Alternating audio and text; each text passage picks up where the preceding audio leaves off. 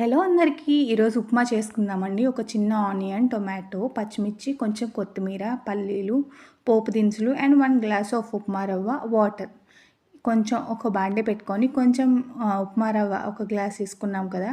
దాన్ని లైట్‌గా రోస్ట్ చేసుకోవాలండి. అంటే మాడిపోవాల్సిన అవసరం లేదు. కలర్ కూడా మారాల్సిన అవసరం లేదు. జస్ట్ ఒక 2 మినిట్స్ అలాగా చేసేసుకొని ఒక ప్లేట్‌లోకి తీసేసుకోవాలి. చూసారా? లైట్‌గా అంటే చెమ్మేం లేకుండా మంచిగుంటదనమాట. చూసారా? మంచిగా తీసేసుకొని నెక్స్ట్ అదే బాండీ పెట్టుకొని కొంచెమే ఆయిల్ వేసుకోవాలండి. దీనికి ఎక్కువ ఆయిల్ ఏం పట్టదు.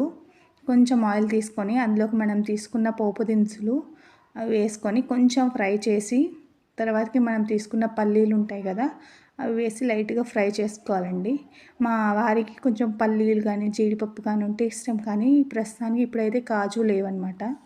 నెక్స్ట్ ఇందులోకి మనం కట్ చేసి పెట్టుకున్న ఆనియన్, చిల్లీస్ చాలా సన్నగా కట్ చేసుకుంటే బాగుంటుందండి ఉప్మాలోకి.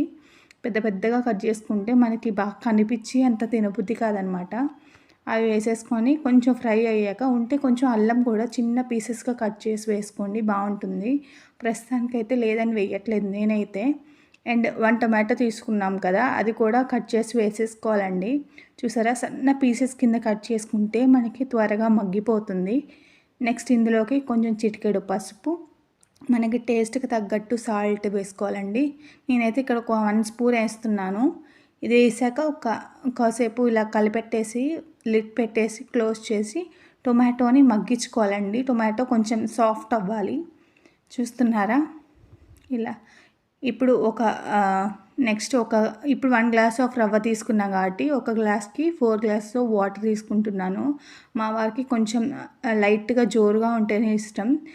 నాకైతే అసలు ఇష్టం ఉండదండి ఉప్మా, మా వారికి చాలా ఇష్టం.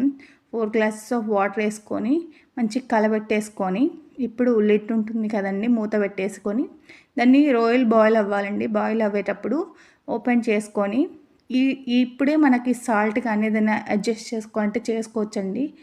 చూస్తున్నాను ఇక్కడ టేస్ట్ నాకైతే సరిపోయిందండి. నేను వేసిన ఒక 1 స్పూన్ ఆఫ్ సాల్ట్. ఇప్పుడు మనం రోస్ట్ చేసి పెట్టుకున్నది ఉంది చూసారా, ఉప్మా రవ్వ, అది వేసుకుంటూ కలుపుతూ ఉండాలండి. కలపకుండా ఉంటే మనకి గడ్డ కట్టేస్తుంది.